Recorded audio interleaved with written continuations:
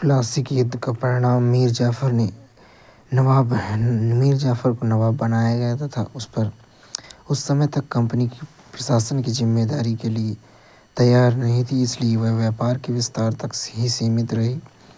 गरिमा और संप्रभुता की तलाश में कठपुतली नवाब कंपनी के लिए चुनौती बन रहा था, जिसने मीर जाफर को पद से हटा दिया और उसकी जगह मीर कासिम को नियुक्त किया।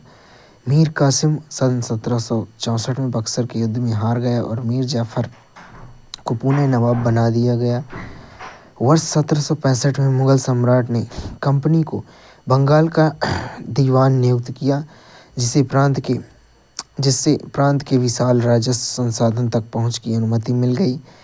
इस दीवानी अधिकार ने भारत में उत्पाद खरीदने के लिए ब्रिटेन से सोना चांदी आयात करने की कंपनी की समस्या को हल कर दिया, क्योंकि राजस्व अब कंपनी के खर्चों जैसे सैनिकों को बनाए रखने, कलकत्ता में कंपनी के किले तथा कार्यालयों का निर्माण एवं भारत में वस्त्र खरीदने के लिए भी वित्त पोषित कर सकता था। कंपनी के अफसर नवाब के रूप में प्लासी के युद्ध के बाद बंगाल के वास्तविक नवाबों को कंपनी के अधिकारियों को व्यक्तिगत उपहार के रूप में जमीन और पर्याप्त धनराशि देने के लिए मजबूर किया गया, जिससे कंपनी के अधिकारी अधिक शक्तिशाली तथा आधिकारिक बन गए। उदाहरण के लिए रॉबर्ट क्लाइव ने भारत में अपने समय के दौरान पर्याप्त संपत्ति अर्जित की। कंपनी के सभी अधिकारियों ने क्लाइव जैसी संपत्ति हासिल नहीं की। बहुत से अधिकारी बीमारी और युद्ध के कारण कम आयु से मौत का निवाला बन गए। जो अधिकारी धन के साथ ब्रिटेन लौटने में कामयाब रहे, वे आकर्षक जीवन जीते और अपने धन का प्रदर्शन करते। उन्हें नवाब कहा जाता। यह भारतीय शब्द नवाब का ही अंग्रेजी संस्करण बन गया।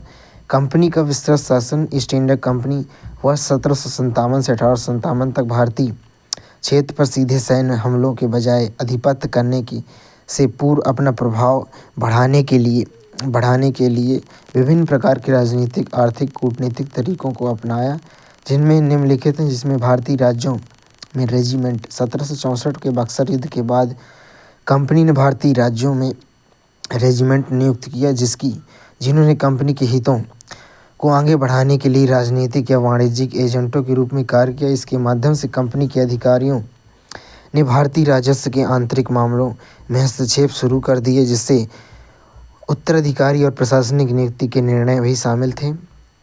सहायक सेना। गठबंधन के तहत भारतीय शासकों को अपनी राजस्व सशस्त्र सेना रखने की अनुमति नहीं थी।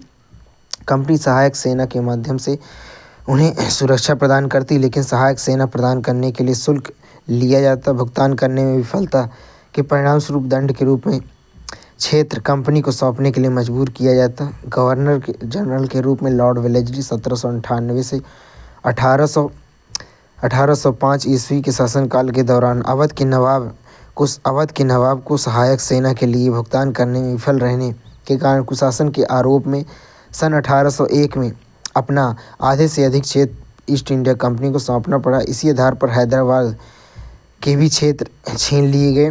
टीपू सुल्तान शेर मैसूर। जब ईस्ट इंडिया कंपनी ने अपने राजनीतिक या आर्थिक हितों के लिए खतरा महसूस हुआ तो उसने सीधे सैन्य कार्रवाई का सहारा लिया, जैसे दक्षिण भारत में मैसूर के मामले में देखा गया। आंग्ल मैसूर युद्ध के कारण क्या थे? हैदर अली शासनकाल 1761 से 1782 ईस्वी और उसके बेटे टीपू सुल्तान शासनकाल 1782 से 1799 ईस्वी जैसे नेताओं के अधीन मैसूर एक शक्तिशाली राज्य बन गया था। मैसूर ने मालाबार तट के आकर्षक व्यापार को नियंत्रित किया, जहां कंपनी काली मिर्च और इलायची जैसी मूल्यवान वस्तुएं खरीदती थी। इसलिए इन बंदरगाहों के माध्यम से व्यापार का आदेश दिया तथा स्थानीय व्यापारियों को कंपनी के साथ व्यापार करने से रोक दिया। टीपू ने भारत में फ्रांसीसियों के साथ घनिष्ठ संबंध स्थापित किए और उसकी मदद से अपनी सेना का आधुनिकीकरण किया। युद्ध के परिणाम क्या रहे? अंग्रेजों ने हैदर अली और टीपू सुल्तान की महत्वाकांक्षी तथा प्रतिद्वंदी शासकों की रूपरेखा देखा, जिनमें नियंत्रण अधीन करने की आवश्यकता थी, जिसके कारण मैसूर के साथ अंग्रेजों के 4 युद्ध, प्रथम आंग्ल मैसूर 1767 से 1769 ईस्वी और द्वितीय आंग्ल मैसूर 1780 से 1784, तृतीय आंग्ल मैसूर 1790 से 1792 और चतुर्थ आंग्ल मैसूर 1799 ईस्वी में हुआ। कंपनी श्रीरंगपट्टनम के युद्ध में विजयी रही, जहां टीपू सुल्तान अपनी राजधानी की रक्षा करते हुए मारा गया। मैसूर को वाडियार के पूर्व शासक वंश के अधीन रखा गया। राज्य पर एक सहायक संधि आरोपित की गई।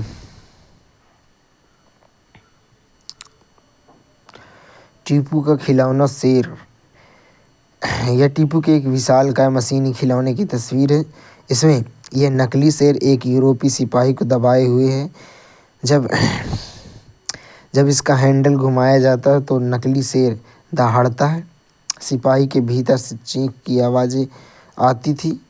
अब यह खिलौना शेर लंदन स्थित विक्टोरिया एंड एल्बर्ट म्यूजियम में रखा है। 4 मई 1799 को जब अपनी राजधानी श्रीरंगपट्टनम की रक्षा करते हुए टीपू सुल्तान की मृत्यु हो गई तो अंग्रेजों ने इस खिलौने को भी अपने साथ ले गए। आंग्ल मैसूर युद्ध के कारण शक्तिशाली नेता टीपू सुल्तान, मालाबार तट पर लाभकारी व्यापार, फ्रांसीसियों के साथ बेहतर संबंध। आंग्ल मैसूर युद्ध के परिणाम क्या हुए? 4 आंग्ल मैसूर युद्ध हुए, जिनमें श्रीरंगपट्टनम का युद्ध, टीपू सुल्तान की मृत्यु हो गई और मैसूर वाडियार के पूर्व शासक वंश के अधीन राज्य पर एक सहायक संधि आरोपित की गई। मराठों से युद्ध। राजनीतिक संरचना। सन 1761 में पानीपत के तटीय युद्ध में दिल्ली में शासन करने की मराठों की महत्वाकांक्षा को चकनाचूर कर दिया। मराठा कई राज्यों में विभाजित थे, जिनका नेतृत्व सिंधिया, होलकर, गायकवाड़, भोसले जैसे राजवंशों के विभिन्न प्रमुखों सरदारों के पास था। इन प्रमुखों को एक पेशवा के अधीन एक संघ के साथ रखा जाता, जो पुणे में स्थित इसका प्रभावशाली सैन्य और प्रशासनिक प्रमुख बन गया। आंग्ल मराठा युद्ध। प्रथम आंग्ल मराठा युद्ध 1776-1782 ईस्वी, सालबाई की संधि। द्वितीय आंग्ल मराठा युद्ध 1803 से 1805 ईस्वी, वसीम की संधि। तृतीय आंग्ल मराठा युद्ध 1817 से 1819 ईस्वी, ग्वालियर की संधि हुई। प्रथम आंग्ल मराठा 1776 जिसके बाद सालबाई की संधि। द्वितीय आंग्ल मैसूर की युद्ध 1803 से 1805, वसीम की संधि। तृतीय आंग्ल मराठा 1817 से 19 ग्वालियर की संधि हुई। युद्धों की श्रृंखला। पहला युद्ध 1782 में सालबाई की संधि के साथ समाप्त हुआ, जिसके परिणाम स्वरूप कोई स्पष्ट विजेता सामने नहीं है। द्वितीय आंग्ल मराठा युद्ध 1803 से 1805 ईस्वी विभिन्न मोर्चों पर लड़ा गया, जिसके परिणाम स्वरूप अंग्रेजों ने उड़ीसा और आगरा तथा दिल्ली सहित यमुना नदी के उत्तर के क्षेत्रों पर आधिपत्य कर लिया।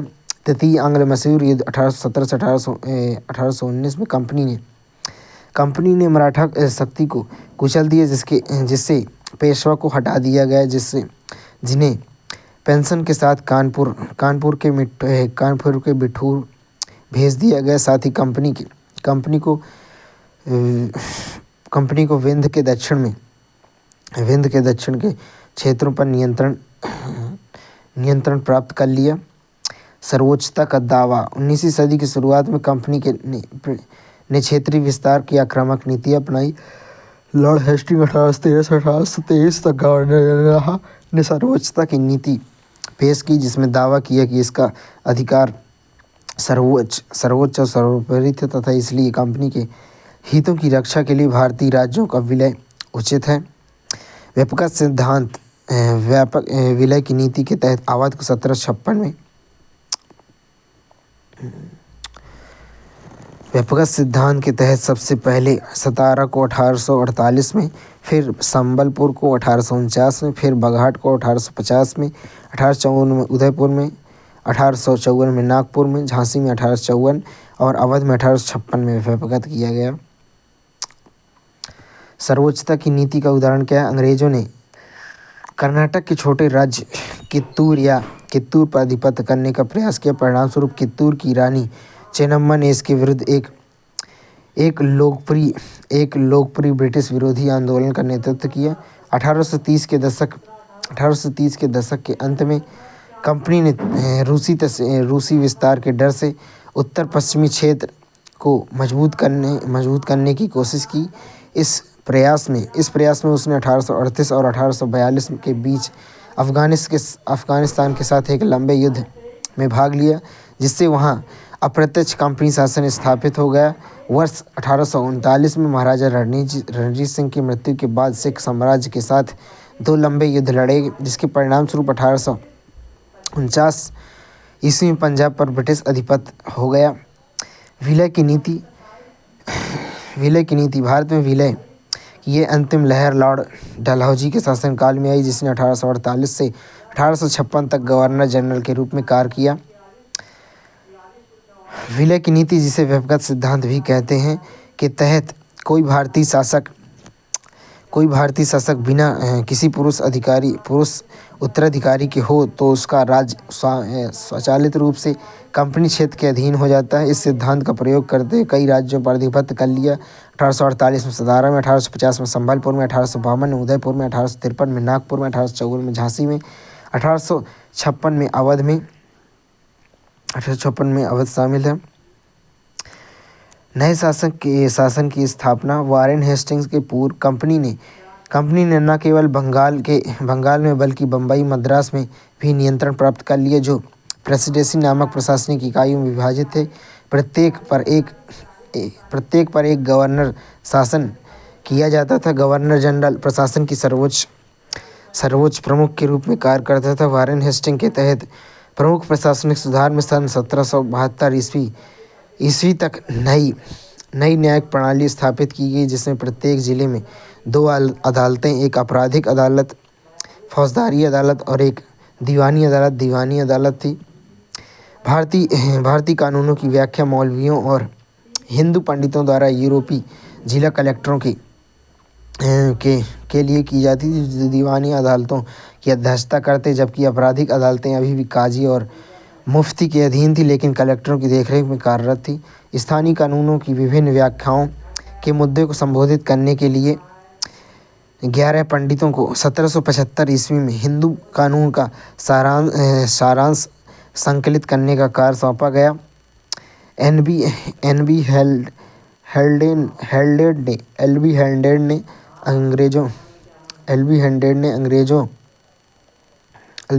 ने अंग्रेजी में अनुवाद किया।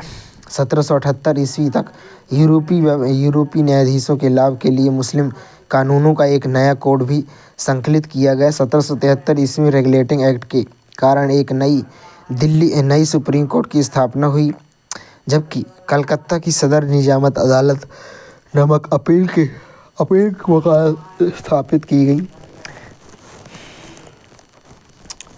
कलेक्टर राजस्व और करों को इकट्ठा करने तथा न्यायाधीशों, पुलिस अधिकारियों एवं दरोगाओं की मदद से कानून व व्यवस्थाएं बनाने के लिए उत्तरदायी था। उसका कार्यालय कलेक्टरेट सत्ता और संरक्षण का एक नया केंद्र बन गया, जिससे धीरे धीरे पूर्व के अधिकारियों का स्थान लिया। हालांकि भारत में औपनिवेशिक शासन ने प्रशासनिक सुधारवादी विचारों की शुरुआत की, लेकिन यह मुख्य रूप से मुगल सेना पर निर्भर था, जिसमें मुख्य रूप से स्थानीय जमींदारों द्वारा आपूर्ति की जाने वाली घुड़सवार सेना और पैदल सेना शामिल थी। चूँकि मुगल घुड़सवार सेना पर बहुत अधिक निर्भर थे, इसलिए उन्हें पेशेवर रूप में प्रशिक्षित बड़ी पैदल सेना की आवश्यकता नहीं महसूस हुई। 18वीं शताब्दी में अवध और बनारस जैसे मुगल उत्तराधिकारी बंगाल राज्यों ने किसानों की भर्ती करना, पेशेवर सैनिकों के रूप में प्रशिक्षित करना शुरू किया। इस तरह के कार्यों का पालन करते हुए कंपनी ने अपनी सेना के लिए भर्ती शुरू की, जिसमें सिपाही सेना, जो भारतीय सिपाही से बना के रूप में जाना जाने लगा। कंपनी की घुड़सवार सेना की कमजोरी 1820 के दशक में बर्मा, अफगानिस्तान, मिस्र के साथ हुए युद्ध में सामने आई, जहां सैनिकों ने मस्केट, तोड़ेदार बंदूक और मैचलॉक का प्रयोग किया, जिससे पैदल सेना रेजिमेंट की महत्ता बढ़ी। 19वीं सदी की शुरुआत अंग्रेजों ने एक समान सैन्य संस्कृति की शुरुआत की, जिसमें सैनिकों को यूरोपीय शैली के प्रशिक्षित अभ्यास अनुशासन का पालन करना पड़ा। निष्कर्ष रूप में कहें तो 19वीं सदी की शुरुआत में भाप तकनीकी की शुरुआत से ईस्ट इंडिया कंपनी का एक व्यापारिक इकाई से क्षेत्रीय औपनिवेशिक शक्ति में परिवर्तन काफ़ी तीव्र हो गया। इस तकनीकी प्रगति ने भारत की यात्रा के समय को काफ़ी कम कर दिया, जिससे यह ब्रिटिश निवासियों के लिए उपयुक्त सुलभ हो गया। सन 1857 तक ईस्ट इंडिया कंपनी ने भारतीय उपमहाद्वीप का लगभग 63% क्षेत्र और 78% आबादी तक अपना नियंत्रण स्थापित कर लिया। साथ ही प्रत्यक्ष और अप्रत्यक्ष माध्यमों से पूरे क्षेत्र पर प्रभावी ढंग से प्रभुत्व स्थापित कर लिया। यह भारत में ब्रिटिश उपनिवेशवाद के इतिहास में महत्वपूर्ण क्षण था, जिसने आने वाले वर्षों की घटनाओं को आकार दिया। महत्वपूर्ण शब्दावली: मर्केंटाइल, एक व्यापारिक उद्यम जो मुख्य व्यापार के माध्यम से लाभ कमाता, सस्ते में सामान खरीदता और उसे उच्च कीमतों पर बेचता। फरमान, एक शाही आदेश। कठपुतली, वस्तुतः एक खिलौना जिसे तारों के माध्यम से हिलाया झुलाया जाता था। इस शब्द का प्रयोग किसी के व्यक्ति को संदर्भित करने के लिए किया जाता है जिससे जिस पर किसी और का नियंत्रण होता है। काजी, न्यायाधीश। मुफ्ती, मुस्लिम समुदाय का एक न्यायविद जो काजी द्वारा संकलित कानूनों को समझने के लिए उत्तरदायी होता। महाभियोग, इंग्लैंड में हाउस ऑफ लॉर्ड द्वारा हाउस ऑफ कॉमन्स में एक व्यक्ति के खिलाफ लगाए गए कदाचार के आरोप में मुकदमा। धर्मशास्त्र, सामाजिक नियमों और व्यवहार संहिता को निर्धारित करने वाले संस्कृत ग्रंथों जिन्हें लगभग 500 ईसा पूर्व में लिखा गया। मस्केट, पैदल सेना के सैनिकों द्वारा प्रयोग की जाने वाली एक भारी बंदूक। मस्केट एक प्रारंभिक प्रकार की बंदूक थी जिसमें पाउडर को माचिस से प्रज्वलित किया जाता था। उपनिवेशवाद और ग्रामीण इलाके। भारत में औपनिवेशिक युग में ग्रामीण परिदृश्य आदिवासी समुदाय परिवर्तन और प्रतिरोध के शक्तिशाली आख्यानों के रूप में उभरते हुए देखे गए। परंपरा, संस्कृति, लोकाचार से समृद्ध ये समुदाय औपनिवेशिक नीतियों के विरुद्ध खड़े थे। 19वीं से 20वीं सदी के दौरान यात्रा चुहम कृषि करने वाले किसानों के खानाबदोश जीवन से लेकर ब्रिटिश शासन के तहत स्थायी प्रथाओं तक और औपनिवेशवाद के साथ ग्रामीण इलाकों की विभिन्न मुठभेड़ों का व्यापक चर्चा राजस्व रिकॉर्ड और पत्रिकाओं जैसे प्राथमिक स्रोतों से ली गई। हम ब्रिटिश प्रवर्तित वन कानूनों, व्यापार के आक्रमण और जनजातीय प्रतिरोध भी देखते हैं, जो संथाल विद्रोह जैसी घटनाओं एवं बिरसा मुंडा जैसे व्यक्तिगत प्रतीक हैं। इसके अलावा ब्रिटिश ईस्ट इंडिया कंपनी के प्रभाव ने ग्रामीण गतिशीलता को नया रूप दिया, आर्थिक असमानताएं शुरू की और भूमि के स्वामित्व को पुनः परिभाषित किया। ग्रामीण क्षेत्र पर शासन चलाना। कंपनी दीवान बन गई। 12 अगस्त 1765 को मुगल बादशाह ने ईस्ट इंडिया कंपनी को बंगाल का दीवान नियुक्त किया। महत्व क्या है? यह घटना कंपनी के व्यापार से प्रशासन की ओर परिवर्तित हो गई। विवरण ब्रिटिश इतिहास में इस महत्वपूर्ण घटना के रूप में देखा गया जिसे राजसी चित्रों के कैद किया गया था। हालांकि वास्तविक घटना संभवतः इतनी महत्वपूर्ण नहीं थी। कंपनी की आमदनी, भूमि का परिवर्तन। दीवान के रूप में कंपनी को भूमि, प्रशासन, राजस्व संगठन की देखरेख करनी थी। हालांकि प्रशासनिक जिम्मेदारी के बावजूद कंपनी का प्राथमिक उद्देश्य व्यापार ही रहा। राजस्व उपयोग। सन 1765 से पहले कंपनी ब्रिटेन से आयातित सोने चांदी का उपयोग करके भारतीय सामान खरीदती थी। सन 1765 के बाद कंपनी इस उद्देश्य के लिए बंगाल से प्राप्त राजस्व का उपयोग किया। आर्थिक तनाव। कम कीमतों पर जबरन खरीद प्रणाली के कारण कारीगर खाली गांवों की ओर चले गए, जिससे किसानों के लिए उच्च राजस्व मांगों को पूरा करना कठिन हो गया, जिससे कारीगर और कृषि दोनों अत्यधिक प्रभावित हुए। सन 1770 तक बंगाल अकाल 1770 में बंगाल में पड़े विनाशकारी अकाल ने लगभग 1 करोड़ लोगों की मौत के मुंह में सुला दिया। इस अकाल में बंगाल की लगभग 1/3 आबादी समाप्त हो गई। कृषि में सुधार की आवश्यकता बिगड़ती अर्थव्यवस्था और अकाल ने बेहतर कृषि की आवश्यकता पर प्रकाश डाला। स्थायी बंदोबस्त 1793 में लागू हुआ। जब स्थायी बंदोबस्त लागू किया गया तब कॉर्नवालिस बंगाल का गवर्नर जनरल था।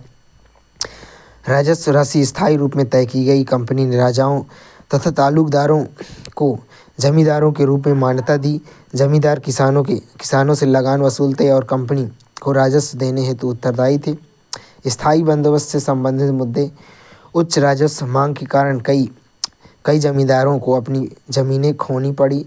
19वीं शताब्दी में बाजार मूल्य में वृद्धि के बावजूद कंपनी को निश्चित राजस्व मांगों के कारण लाभ नहीं हो सका। हालांकि जमींदारों की आय अधिक थी, लेकिन भूमि में सुधार के लिए कोई पहल नहीं की जा रही थी। किसानों की दुर्दशा। किसानों ने यह व्यवस्था दमनकारी दिखाई दी। ऊंचे लगान, असुरक्षित अधिकार और साहूकारों पर निर्भरता से किसानों का जीवन कठिन रहा।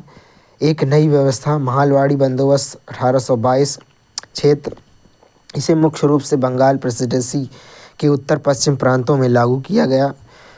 अवधारणा हॉल्ट मैकेंजी द्वारा प्रस्तुत इस प्रणाली ने ग्राम स्तरीय राजस्व संग्रह को प्राथमिकता दी, जिसके तहत राजस्व संग्रह की जिम्मेदारी जमींदारों के बजाय गांव के मुखिया को सौंप दी गई।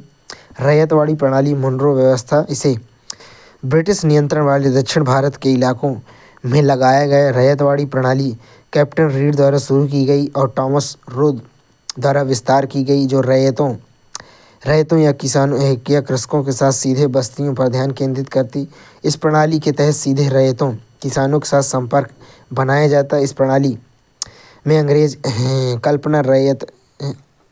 कल्पना रैयतों के रक्षक या पितामह के रूप में की गई थी।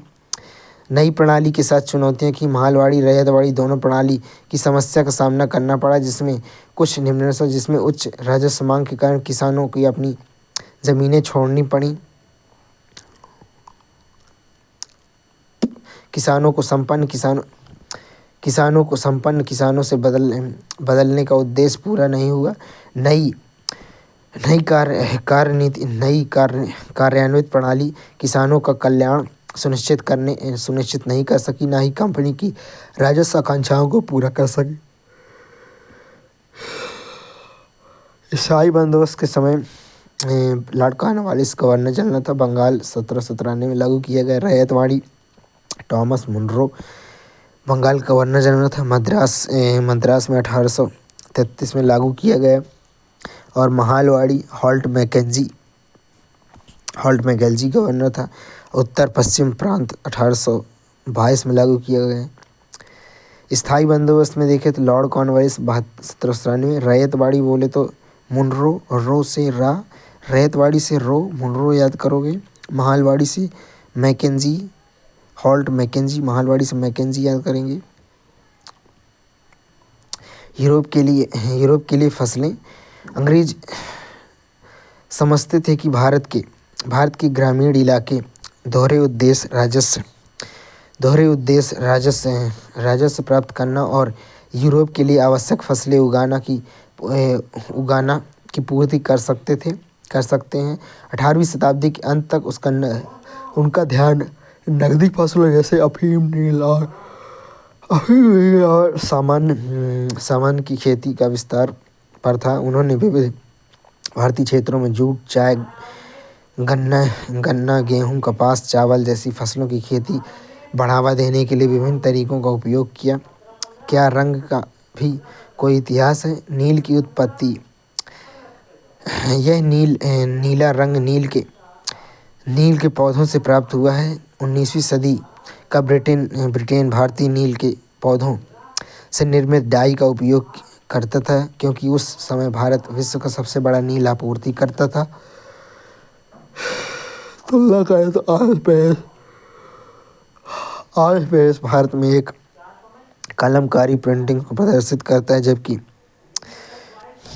19वीं सदी में ब्रिटेन एक सूती प्रिंट प्रिंट दिखाया है। दोनों में चमकीले नीले इंडिगो रंग उपयोग किया गया। भारतीय नील की मांग क्यों थी? ऐतिहासिक उपयोग 13 शताब्दी तक इटली, फ्रांस, ब्रिटेन में निर्माता रंगाई के लिए भारतीय नील का उपयोग करते थे। उस समय भारतीय नील की बहुत ही सीमित मात्रा यूरोप पहुंचती थी, जिससे यह महंगा हो गया। वोड बनाम नील की कमी और उच्च लागत के कारण यूरोपीय निर्माताओं ने शुरू में वोड नामक एक सामान्य पौधे का उपयोग किया। हालांकि नील को इसके समृद्ध रंग के लिए पसंद किया गया, जिससे 17वीं शताब्दी तक उसकी मांग बढ़ गई। नील की वैश्विक खेती नील के आयात पर प्रतिबंध से ढील के साथ फ्रांस, पुर्तगाल, इंग्लैंड, स्पेन जैसे देशों ने अपने अपने उपनिवेश में नील की खेती शुरू की। सेंट डोमिंग्यू संकट 18वीं सदी में फ्रांसीसी बागान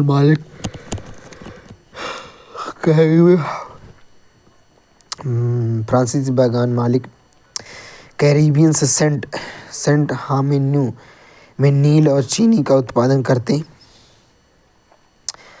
वहाँ काम करने वाले अफ्रीकी दासों ने सन 1791 में विद्रोह कर दिया, बागानों को तबाह कर दिया, बागान मालिकों को मार डाला।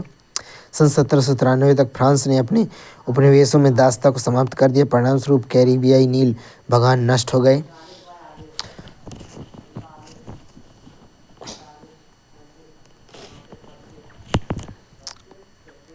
भारत में ब्रिटेन की बढ़ती दिलचस्पी, बढ़ती हुई मांग और सीमित आपूर्ति। जैसे जैसे वेस्ट इंडीज, अमेरिका से नील के मौजूदा स्रोत कम हो गए, तेजी से औद्योगिकरण कर रहे ब्रिटेन में कपास के उत्पादन में वृद्धि देखी गई, जिसके परिणामस्वरूप नील की मांग में वृद्धि हुई। समाधान के रूप में भारत बढ़ती यूरोपीय मांग को पूरा करने के लिए ब्रिटिश ईस्ट इंडिया कंपनी ने नील की खेती का विस्तार किया। यही कारण है कि वर्ष 1810 तक ब्रिटेन का 95% आयातित नील भारत से प्राप्त किया जाता था। 1810 में भारत में लाभदायक नील उत्पादन हितधारक कंपनी के अधिकारियों, वाणिज्य एजेंटों ने नील उत्पादन में निवेश किया। कई लोगों ने नील के कारोबार पर ध्यान केंद्रित करने के लिए अपनी नौकरियां भी छोड़ दी। भारी मुनाफे की उम्मीद से स्कॉटलैंड, इंग्लैंड के बहुत लोग भारत आए। वे उभरते बैंकों और कंपनी के नील उत्पादन के लिए ऋण भी प्राप्त कर सकते थे। नील की खेती कैसे होती थी?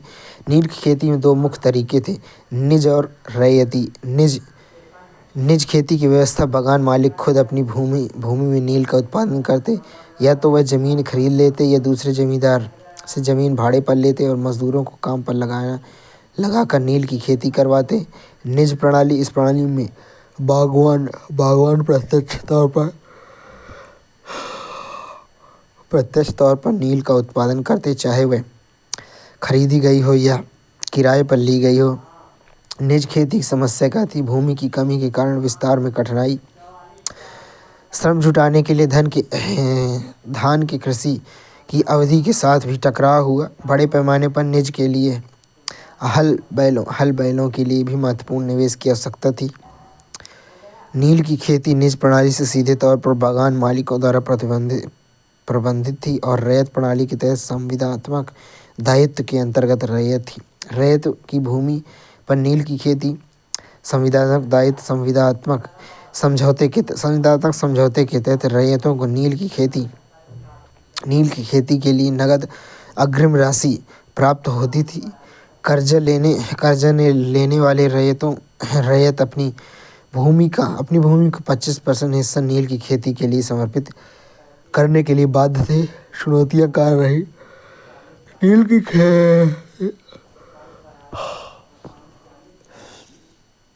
रैयत की भूमि पर नील की खेती के लिए चुनौतियां क्या थी? नील की खेती से कम आमदनी के कारण ऋण चक्र सतत रूप में बढ़ता जा रहा था। उपजाऊ भूमि जो धान की कृषि के लिए आदर्श थी, उसे नील की खेती में अनिवार्य किया गया। लगातार नील की कृषि में मृदा की धान की खेती के लिए उपयुक्त बना दिया गया। नील का उत्पादन कैसे होता था? नील उत्पादन की प्रक्रिया में नील की खेती करने वाले गांव आमतौर पर बागान मालिकों के स्वामित्व वाली नील फैक्ट्रियों के पास स्थित थे। फसल के बाद नील के पौधों को नील फैक्ट्री के में मौजूद टबों में ले जाया जाता। विनिर्माण प्रक्रिया में 3 या 4 टबों की आवश्यकता होती। प्रत्येक का विशिष्ट उद्देश्य था। चरण दर चरण प्रक्रिया में किण्वन, इसमें नील के पौधों की पत्तियों को गर्म पानी में भिगोया जाता था। कई घंटों बाद जैसे ही किण्वन शुरू होता था, तरल पदार्थ उबलने लगता और बुलबुले बनने लगते थे। इसके बाद विघटित पत्तियों को हटा दिया जाता। परिणामी तरल को पहले वाले से नीचे किसी एक टब में डाला जाता। बीटर टब, इस टब में तरल घोल को लगातार चप्पुओं से हिलाया चलाया जाता। इस तरह इसके दौरान रंग परिवर्तित होकर हरे से नीला हो जाता। बाद में मिश्रण में नींबू का पानी मिलाया जाता। परिणामस्वरूप नील एक परत के रूप में अलग हो जाता और साफ तरल उसके ऊपर रह जाता। जबकि मटमैला तलछट नील का गूदा टब के तल पर जमा हो जाता। अंतिम चरण, साफ तरल पदार्थ को छान लिया जाता। तलछट जो कि नील का गूदा होता को एक हौद में ले जाया जाता। बाद में इसे डुबोकर सुखाकर बिक्री के लिए तैयार किया जाता। नील विद्रोह, उसके बाद विद्रोह प्रारंभ। मार्च 1859 में बंगाल में हजारों रैयतों ने नील की खेती करने से इनकार कर दिया। विरोध की प्रकृति क्या थी? जैसे जैसे विद्रोह का विस्तार हुआ, रैयतों ने बागान मालिकों को लगान चुकाने से भी इनकार कर दिया। विद्रोही पारंपरिक हथियारों तलवार, भाले और तीर कमान लेकर नील की फैक्ट्री पर हमला करने लगे। महिलाओं ने घरेलू बर्तनों के साथ विद्रोह में भाग लिया। बागान मालिकों के लिए काम करने वालों का सामाजिक बहिष्कार कर दिया। बागान मालिकों की तरफ से लगान वसूली हेतु आने वाले गुमास्त एजेंटों की पिटाई की गई। उदाहरण के लिए विद्रोह के कारण क्या थे? उत्पीड़न, नील की खेती व्यवस्था अत्यंत दमनकारी थी। स्थानीय समर्थन, जमींदार बागान मालिकों के बढ़ते प्रभाव, उनके द्वारा लंबे पट्टों पर भूमि का जबरन अधिग्रहण से सहमत नहीं थे। इसलिए कई स्थानीय जमींदारों, ग्राम प्रधानों ने रैयतों का समर्थन किया। कथित सरकारी समर्थन, 1857 के विद्रोह के बाद ब्रिटिश सरकार को एक और विद्रोह की आशंका थी। रेजिमेंट लेफ्टिनेंट गवर्नर के दौरे और बारासात में मजिस्ट्रेट ने नोटिस को सरकारी सहानुभूति का संदेश माना गया। बौद्धिक हस्तक्षेप, कलकत्ता के बुद्धिजीवियों ने रैयतों की दुर्दशा पर प्रकाश डाला, अत्याचारी नील व्यवस्था की निंदा की।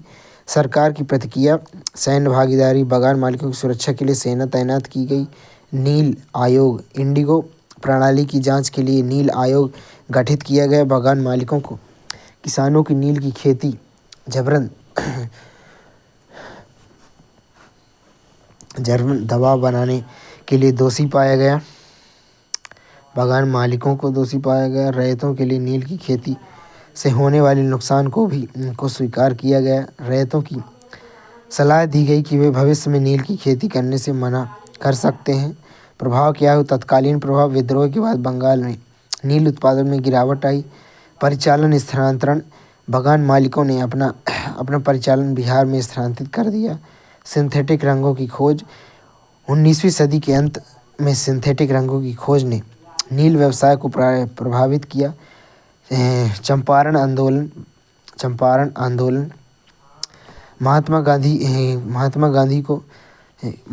की सन 1917 की चंपारण यात्रा ने बिहार में नील उत्पादन मालिकों के खिलाफ एक एक आंदोलन की शुरुआत की।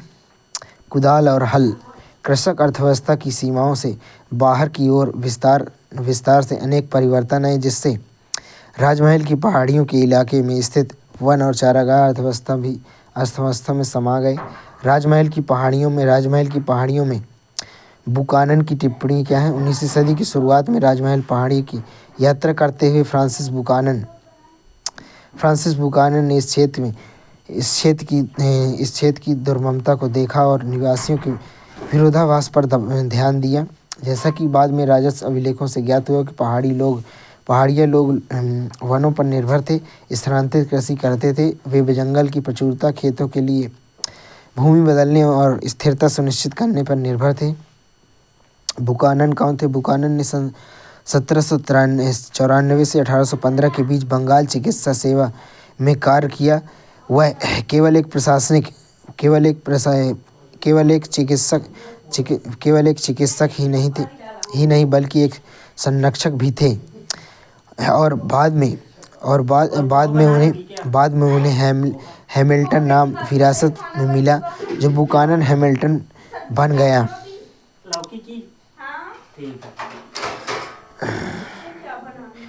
विलियम होजेस और उसकी अवधारणा। विलियम होजेस, जो एक ब्रिटिश कलाकार थे, ने रोमानी आदर्शों को प्रतिबिंबित करने वाले सुरम्य परिदृश्य की तलाश में राजमहल में प्रवेश किया। औपनिवेशिक विचारों के विपरीत इन्होंने इस क्षेत्र में अपने चित्रों के माध्यम से शांत और स्मरणीय दिखाया है। राजमहल की पहाड़ियों में स्थित एक पहाड़ी गांव का चित्र, जो 1882 में विलियम होजेस द्वारा चित्रित किया गया। पहाड़ी लोग का जीवन मैदानी इलाकों में अस्तित्व संचरित छापे बसे हुए समुदायों के साथ उनकी बातचीत की पहचान बन गए। पहरेदार के रूप में काम करते हुए पहाड़ी सरदारों ने टोल वसूला, जिससे कुछ शांति सुनिश्चित हुई। आजीविका के लिए वनों पर निर्भर पहाड़ियों लोगों के जीवन शैली में शिकार करना, भोजन एकत्र करना, लकड़ी का कोयला उत्पादन और रेशम कीट पालन शामिल था। इमली के पेड़ों और आम के पेड़ों के बीच बसा एक क्षेत्र उनकी पहचान और विरासत का प्रतीक है। पहाड़िया प्रमुखों ने महत्वपूर्ण भूमिका निभाई, जिसमें विवादों के मध्यस्थता करने, क्षेत्र की रक्षा करने और बाह्य शक्तियों के साथ वार्ता करना शामिल था। संघर्ष और टकराव। अंग्रेजों द्वारा वनों की कटाई और स्थायी कृषि को बढ़ावा देने के कारण पहाड़िया लोगों का स्थानीय निवासियों के साथ संघर्ष बढ़ गया। सभ्यता के संदर्भ में ब्रिटिश दृष्टिकोण का पहाड़िया लोगों की वन केंद्रित जीवन शैली में टकराव हुआ। परिणामस्वरूप अंग्रेजों द्वारा ऐसी नीतियां बनाई गईं जिसने पहाड़ियों के विरोध को दबा दिया।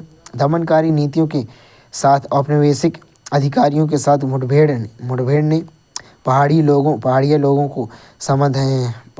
को सावधान कर दिया, जिससे 1810 से 11 में बुकानन की यात्रा के दौरान स्पष्ट रूप से देखा गया कि पहाड़िया लोग किस प्रकार अविश्वास और संदेह की दृष्टि से देखने लगे थे। संथालों का उदय।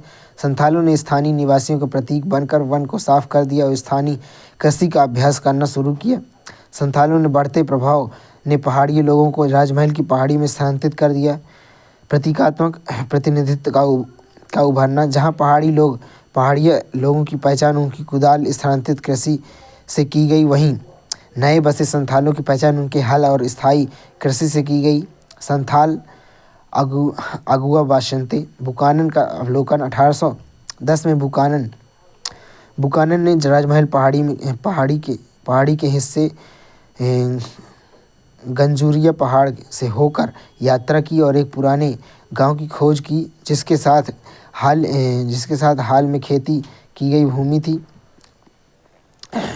परिवर्तित परिदृश्य वाली पथरीली लेकिन उपजाऊ मिट्टी मौजूद पाई जाती थी।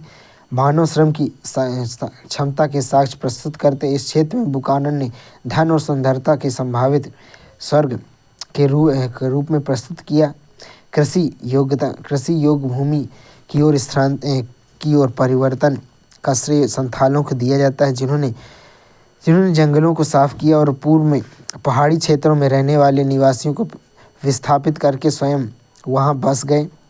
संथालों संथालों के प्रदेश में एक पहाड़ी 23 जनवरी 1856 और लंदन न्यूज में प्रकाशित ये चित्र 18 राजमहल की निचली पहाड़ी में स्थित गांव चित्र 1850 के दशक में प्रारंभ में वाल्टर शेरगिल द्वारा बना चित्रित किया गया था।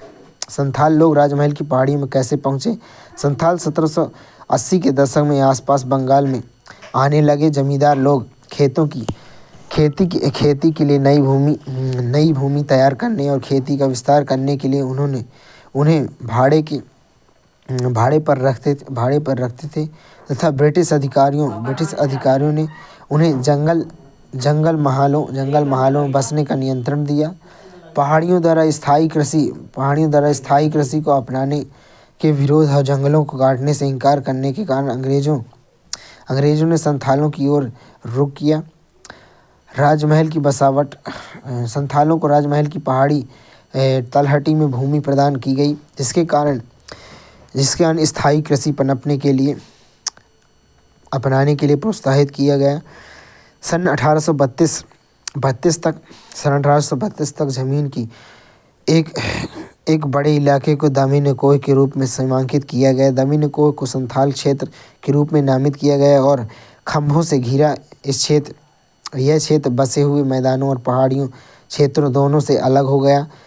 इस सीमांकन के बाद संथाल बस्तियों में वृद्धि हुई। इनकी जनसंख्या सन 1838 से 3000 से बढ़कर 1851 82,000 से अधिक हो गई। साथ ही गांव में भी इसी तरह की वृद्धि हुई। संथालों की विरासत 19वीं शताब्दी में संथाल गीतों और मिथकों में उनकी यात्रा के लंबे इतिहास का बार बार उल्लेख किया गया। इसमें कहा गया कि संथाल लोग अपने लिए बसने योग्य स्थान की खोज में बराबर बिना थके चलते ही रहते थे। अब यहाँ दमिनकोह में आकर मानो इनकी इस यात्रा को पूर्ण विराम लग गया। संथाल बस्ती के परिणाम क्या हैं? संथालों के आगमन के कारण पहाड़िया लोग राजमहल की पहाड़ियों से पीछे हट गए। चूँकि उपजाऊ भूमि और अब सीमा के बाहर हो गया, पहाड़िया लोग के लिए अपनी कृषि और शिकार पद्धतियों को बनाए रखना चुनौतीपूर्ण हो गया। इसके विपरीत संथाल खानाबदोश से स्थायी कृषि, बाजार उन्मुख फसलें उगाने और व्यापारियों तथा साहूकारों के साथ संबंध स्थापित करने लगे। पूर्व संघर्ष और विद्रोह समय के साथ संथालों द्वारा जिस भूमि पर कृषि की गई थी वह विवाद का विषय बन गई। औपनिवेशिक राज्य ने उन पर भारी कर लगाना और जबकि साहूकारों और जमींदारों में भूमि पर धीरे धीरे नियंत्रण स्थापित कर लिया। 1850 के दशक संथाल लोग अपने लिए एक आदर्श संसार का निर्माण करने की पहल करने लगे। परिणामस्वरूप संथाल 1855-56 में हुआ विद्रोह के बाद संथाल परगना की स्थापना हुई, जिससे भागलपुर और वीरभूम जिले में अलग किया गया। अंग्रेजों को आशा थी कि विशिष्ट कानूनों के साथ इन नए क्षेत्रों में सीमांकन करके संथालों को शांत कर सकते हैं। विद्रोह के बाद संथालों ने औपनिवेशिक धारणा क्या थी? संथालों ने ब्रिटिश विचारों को बदल दिया। पहले शांतिपूर्ण माने जाने वाले गांव अब निर्मम या बर्बरतापूर्ण कृत्यों के स्थान बन गए। विद्रोह के दमन के बाद दंडात्मक उपाय किए गए। गांवों को जला दिया गया। संदिग्धों को पकड़ लिया गया। इंग्लैंड में ब्रिटिश प्रभुत्व को प्रतिबिंबित किया गया।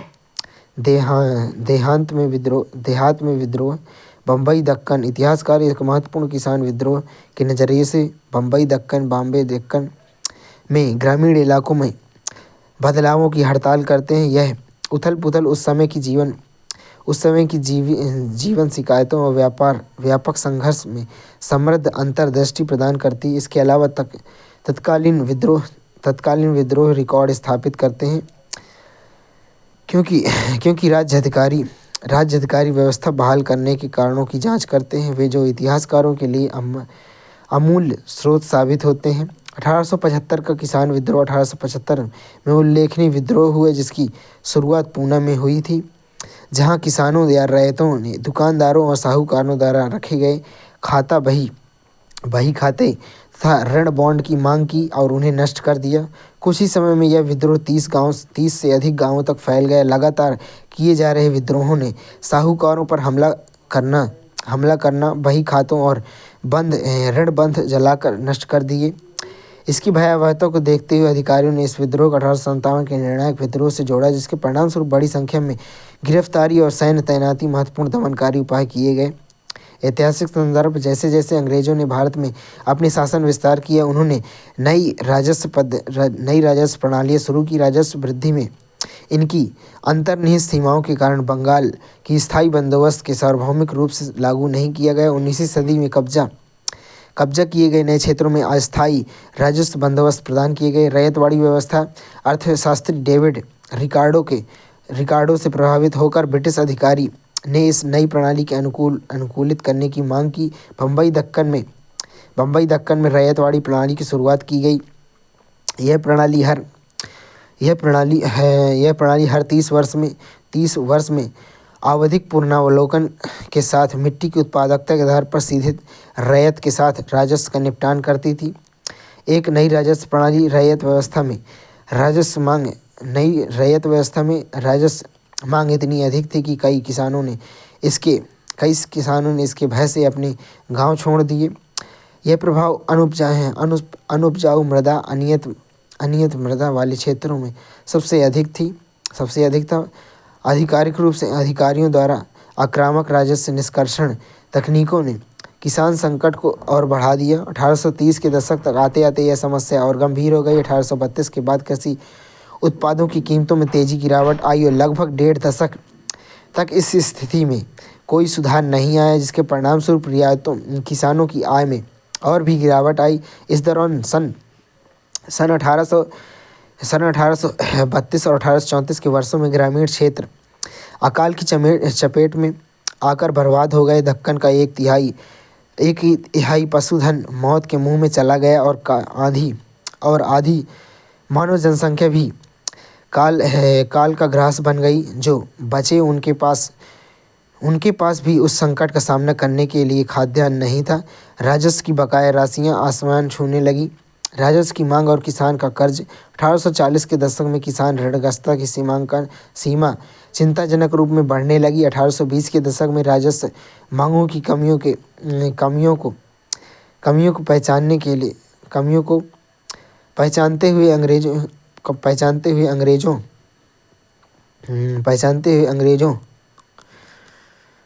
हुए अधिकारियों ने 1840 के दशक के मध्य तक उन्हें सुधार किया।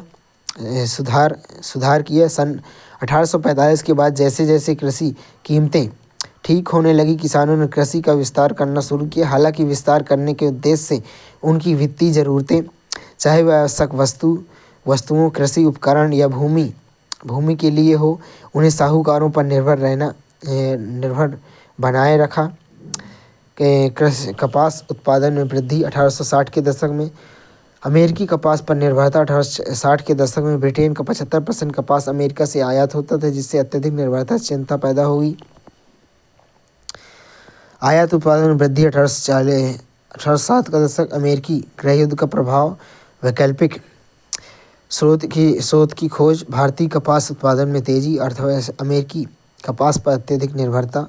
वैकल्पिक स्रोत: कॉटन सप्लाई एसोसिएशन 1857 और मैनचेस्टर कॉटन कंपनी 1859 का उद्देश्य स्रोतों में विविधता लाना और भारत अपने उपयुक्त वातावरण और सस्ते श्रम के साथ एक प्रमुख संभावित आपूर्ति के रूप में पहचाना गया। अमेरिकी गृहयुद्ध के प्रभाव क्या हुए? गृहयुद्ध के कारण ब्रिटेन को अमेरिकी कपास निर्यात में कमी आई, जिससे भारतीय कपास ब्रिटिश निर्भरता बन गई। बम्बई में व्यापारियों ने कपास उत्पादन में प्रोत्साहन के लिए ऋण देना शुरू किया। भारतीय कपास उत्पादन तेजी हुई। 1860 से 1864 में बम्बई दक्कन क्षेत्र में बंगाल कपास कृषि दोगुनी हो गई। 1862 तक भारत ब्रिटेन के कपास आयात पर 90% से अधिक आपूर्ति कर रहा था। उत्पादों पर विभिन्न प्रभाव, कुछ किसानों को इससे लाभ हुआ, किंतु कपास की तेजी से विस्तार के कारण कुछ किसान बुरी तरह प्रभावित हुए। ऋण का स्रोत सूख गया। अमेरिकी गृह युद्ध की समाप्ति 1865 में युद्ध की समाप्ति, अमेरिकी कपास उद्योग का पुनरुद्धार, जिसमें भारतीय कपास के निर्यात और कीमतों में गिरावट आई। ऋण का पुनर्भुगतान, घटती मांग को देखते हुए महाराष्ट्र में व्यापारी और साहूकार दीर्घकालिक ऋण देने में सावधान हो गए और पुनर्भुगतान की मांग करने लगे। बढ़ती राजस्व की मांग, ब्रिटिश औपनिवेशिक प्रशासन राजस्व की मांगों में नाटकीय रूप से वृद्धि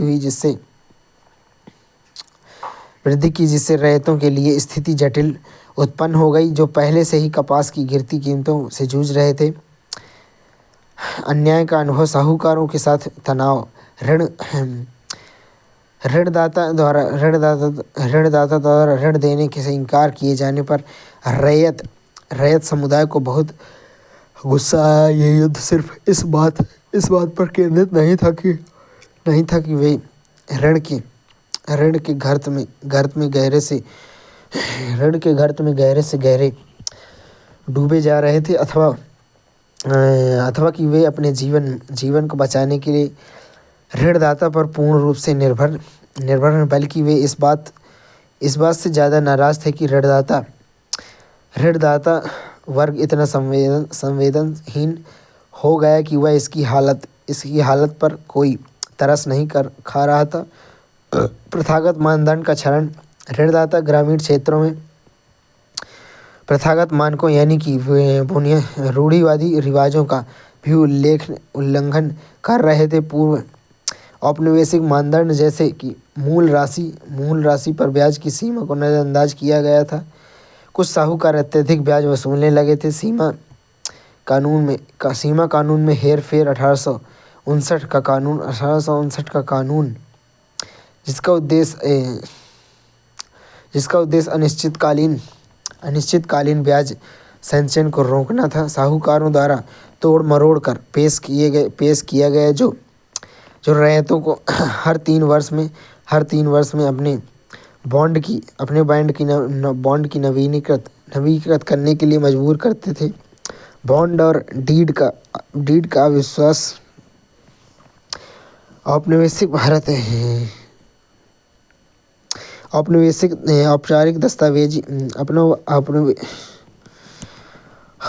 औपचारिक दस्तावेजीकरण पर ब्रिटिश प्रभाव रैयतों के लिए अलग था।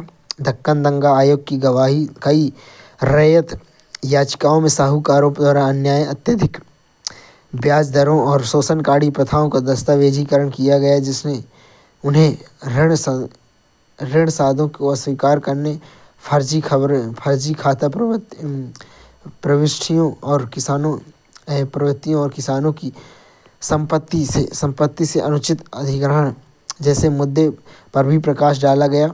दक्कन दंगा आयोग की पृष्ठभूमि और स्थापना, जब दक्कन में विद्रोह फैला तो विद्रोह के बावजूद बम्बई सरकार ने शुरुआत में इसके महत्व को गंभीरतापूर्वक नहीं लिया। हालांकि सन 1857 की घटनाओं ने सबक लेकर भारत में गहन जांच पर जोर दिया। इसके परिणामस्वरूप एक दंगा आयोग की स्थापना हुई।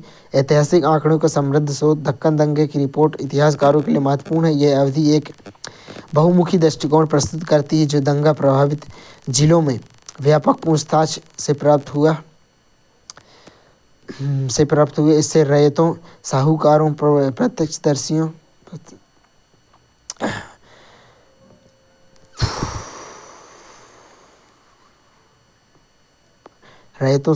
प्रत्यक्षदर्शियों की गवाही शामिल थी। इसके माध्यम से विभिन्न क्षेत्रों में राजस्व दरों, बाजारों, कीमतों और ब्याज दरों में डेटा संकलित किया गया। रिपोर्टों में जिला कलेक्टर की व्यापक रिपोर्ट भी शामिल है।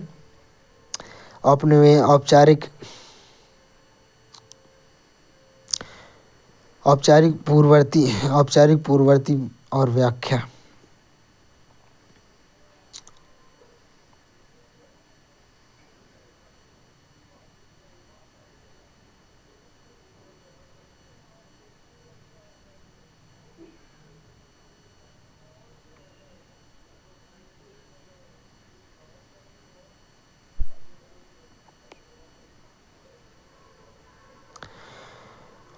आधिकारिक पूर्वाग्रह और व्याख्या। ऐसे दस्तावेज का विश्लेषण करते समय अधिकारियों की प्रकृति, अंतर्निहित पूर्वाग्रह की पहचानना महत्वपूर्ण है। आयोग को स्पष्ट रूप से मूल्यांकन करने का काम सौंपा गया। क्या सरकार द्वारा लगाई गई राजस्व मांगे विद्रोह का मूल कारण थी? जांच के बाद उन्होंने सीधे तौर पर साहूकारों पर दोषारोपण करते हुए सरकार को दोष मुक्त कर दिया। यह आख्यान औपनिवेशिक अभिलेखों में बार बार दोहराया गया, जो जो लोकप्रिय विद्रोह तथा या असंतोष के लिए किसी भी दोष को स्वीकार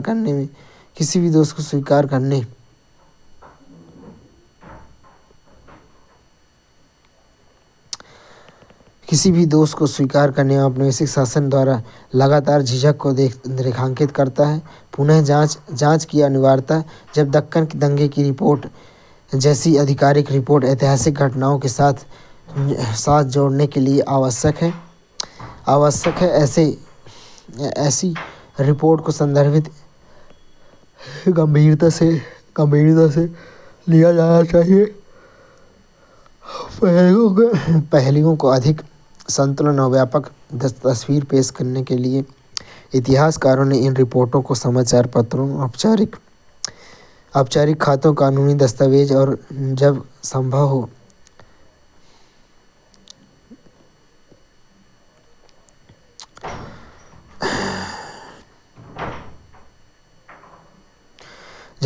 मौलिक साक्ष्यों और विविध स्रोतों से पुष्टि करना चाहिए।